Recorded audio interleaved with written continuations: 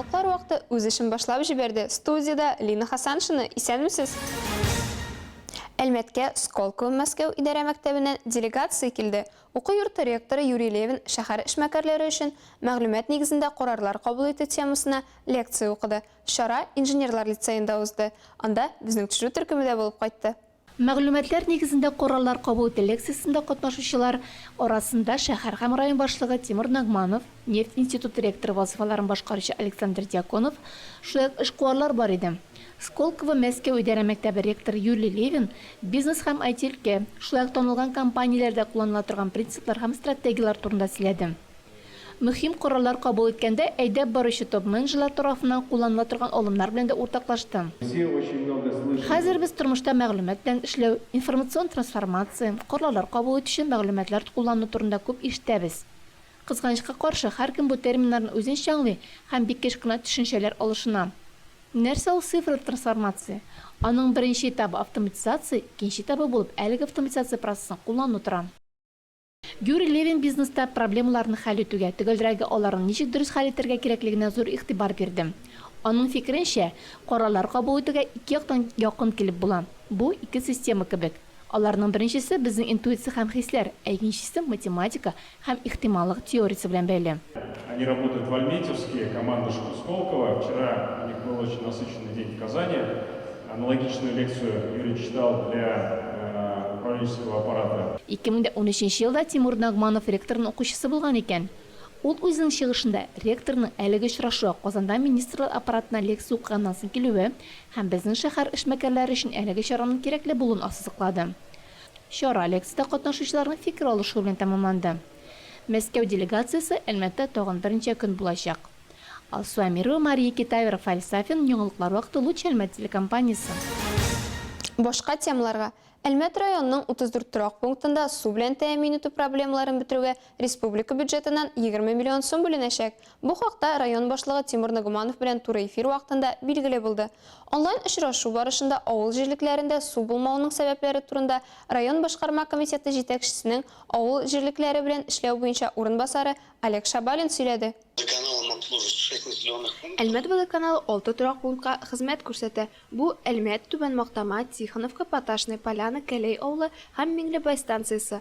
40 меңгә якын кеше яши торган 77 авыл торак пункты башка су белән тәэмин итү чыганакларыннан 71 скважина һәм 44 чишмәләр каптажы. Хәзерге вакытта районда 430 км су үткәргеч челтәр эшли. Тагын 200 км якын челтәр төзүгә ихтыяҗ кала. Җитәкче сүзләренчә, авыл су үткәргечләренең уртача тузуы 55% тәшкил итә. Шуңа күрә вакыт-вакыт өзеклекләр килеп чыга, насослар сафтан чыга. Безнең төп бурыч авыл җирлекләрендә үзлексез су бирүне оештыру. Барыннан да элек социаль әһәмиятле объектларда, мәктәпләрдә, балалар бакчаларында, фельдшер-акушерлык пунктларында, хастаханәләрдә дип билгеләп үтте Олег Шабалин. Кызганычка каршы, җәй әле башланмаган, әмма аномаль эсселек билгеле бер тоткарлыкларга китерә. Су белән тәэмин итү системасында бакчаларга су сибү, сезон вакытында чишмәләрнең запасы шикләнгән булу сәбәпле су калкулыкта урнашкан урамнарга барып җитми. Бу мәсьәләне шишүне быел дәвам итәргә планлаштырабыз. 34 торак пунктының авария хәлендәге участокларда ремонт эшләре алып барырга, су агымнарын җайга салу өчен задвижкалар урнаштырырга планлаштырабыз. Бигрәк тә мондый чорда янгын куркынычы булган очракта су алуны оештыру өчен гидрантлар урнаштырырга кирәк. Бу максатларга республика безне хуплый. Без 20 миллион сумга якын акча үзләштерергә планлаштырабыз. Ознакай ветераннары Казанда авыл хуҗалыгы һәм азык-төлек министры Марат Җаббаров чакыруы буенча Ознакай агросәнәгать комплексы ветераннар советы Казанда кунакта булып кайтты. Бу хакта тулырак мәгълүмат Эльмира Шәрифуллинада. 50 еллык тарихы булган ветераннар советы Ознакайда 1972 елның февралендә оеша. Бүгенге көндә аны Миргасим Каримов җитәкли. Быел эш сәфәре белән Ознакайга килгәч, авыл хуҗалыгы министры Марат Җаббаров ветераннар советы эшчәнлегенә югары бәя биреп китте. Район җитәкчелегенең һәр эшне аксакаллар белән киңәшләшеп башкаруын хуплап, башка районнарга да үрнәк итеп күрсәтерлек диде. Бүген монда ветераннар исеме белән генә йөрмиләр. Бүген монда ветераннар булышчы форматында, советчы форматында йөриләр. Иртәдән эшләре башлана, кичкә хәтле Кыяш байыган чыгатты, эшләре бара, машиналар да бүген районнан бирелгән, бензиннар да бирелгән. Бер ул минемчә һәр районда булырга тиеш. Ул кешеләрдәге информация, ул кешеләрдәге белем, ул бүген бик зур әйбер. Һәм менә зур бүләк. Азнакай ветераннары Казанда кунакта. Баш калабызда кунакларны бик җылы каршы алдылар. Чарада авыл хуҗалыгы һәм азык-төлек министрының беренче урынбасары Наил Залаков, Татарстан Республикасы агросәнәгать комплексы ветераннар советы рәисе Марс Алиев, Татарстанның элиталы орлыклары ассоциациясе генераль директоры Юрий Еров һәм башка җаваплы шәхесләр катнашты. Без сезнең дәвамчылар. Республикабызда авыл хуҗалыгына нигез салып, аның үсешенә көчләрен куйган ветераннарыбыз белән без горурланабыз, диде Наил Залаков. Очрашу бик җанлы, күңелле атмосферада узды. Ветераннар авыл хуҗалыгын күтәргән елларны искә алып утырдылар. Алга таба кунаклар өчен министрлык буйлап экскурсия оештырылды. Соңыннан ветераннар Казанның тарихи урыннарында булдылар. Мәчетне, Кремльне күрделәр. Президентыбыз Рөстәм Миннехановның, шулай ук Минтимер Шәймиевның эш урыннарын карадылар. Татарстан Республикасы ветераннар советы җитәкчесе Марс Алиев азнакайлылар белән бергә булды. Алар инде безнең ветераннарны шулай зурлап, хөрмәтләп яшәсәләр, алар да хөрмәтле, зурлы, матур эшләргә ирешерләр. Алар да исән сау булып, менә шулай үзләренең киләчәген тәэмин ителәләр.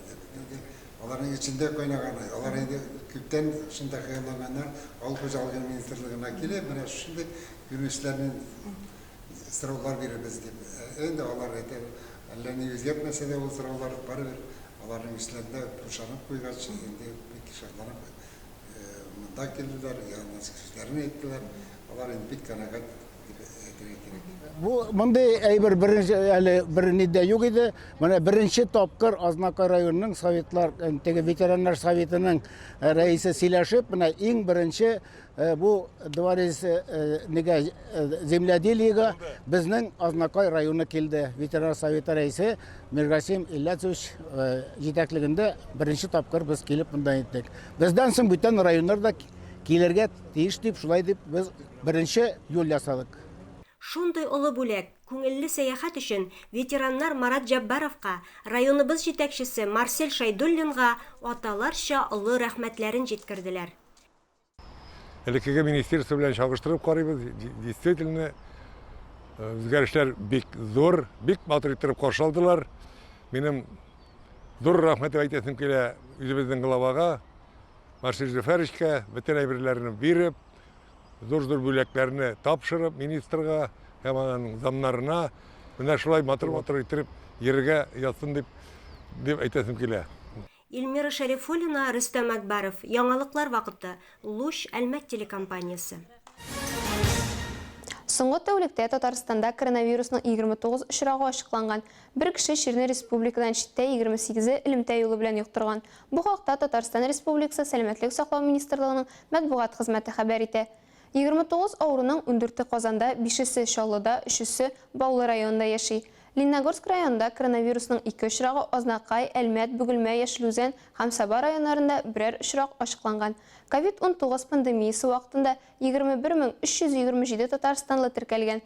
18264 кеше инде терелгән. Шул исәптән 55-е узган тәүлектә. Татарстанда 335736 кеше вакцинация узган. Шуларның 242451-е икенче прививка алган.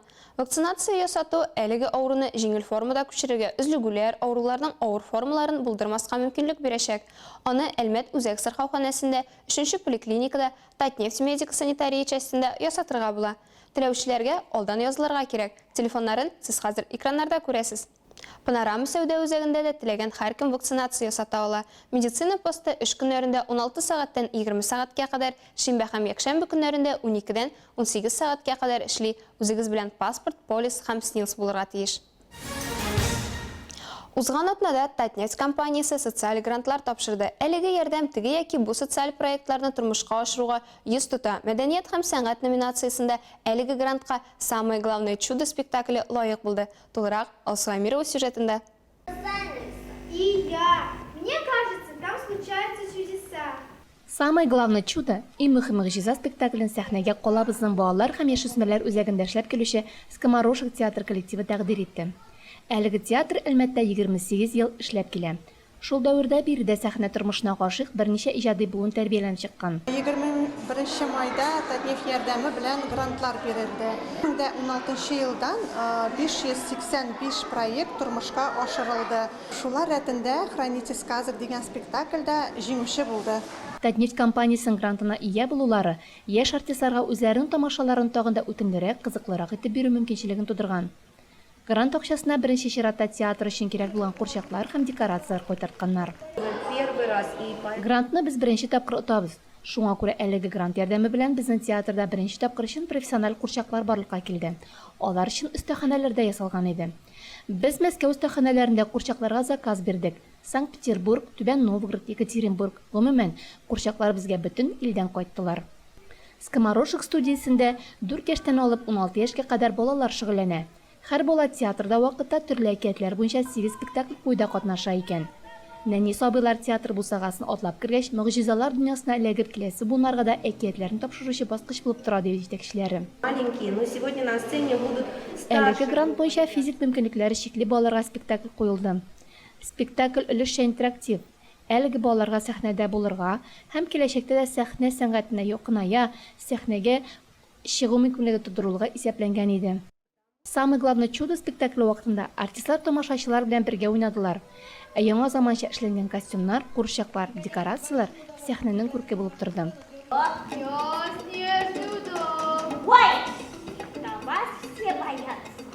Алсуанирова, Айдар Кабиров, Яңалыклар вакыты, Луч Әлмәт телекомпаниясе. Мирас спорт сәламәтләндерү комплексында йөзү буенча беренчелек башланды. Ярышларда мираста тәрбияләнүче балалар катнаша. Чара халыкара балаларны яклау көненә багышланган. Максаты 100-гә якын баладан иң яхшы йөзүче билгеләү һәм алга таба спорт мәктәбенә сайлап алу. Алар спорт группасында булачак. Спорт мәктәбенә күчү спорт карьерасындагы бер баскыч булып тора. Ярышлар балаларны җиңүгә тәрү, спортка һәм сәламәт яшәү рәвешенә мәхәббәт уяту ысулы булып тора дип сәламәтләндерү комплексының йөзү тренерлары. Бүген Мираста изя буенча соревнования була. Күп балалар изялар, алар укулар школда. 2006 ел, 2004 һәм еллар туган балалар. Алар очень күп тренировкалар принимают участие. Шундай мероприятиялар бигрәк искәрә спорт настроениялары һәм вакытлары и дух соперничества инде, как бы әйтәбез аларга, чтобы беренчеләр булсыннар, эшләү инде, эшлиләр тренировкада. Только нашего спорткомплекса. Әлмәттә йөзү популяр спорт түрі булып тора. Шәһәрнең 11 бассейнында 2000-дән артык спортчы шөгыльләнә. Бүген катнашучы балалар арасында Гилязов Кәрим 2013 елгы күптән түгел Лениногорск шәһәренә барып 50 метр ирекле стильдә йөзүдә җиңеп кайтты. Бу сезгә җиткерәсе соңгы мәгълүматыбыз иде. Мин Лина Хасаншина һәм монтажер Илдар Гимаев сезнең белән сау булашабыз. Игътибарыгыз өчен рәхмәт.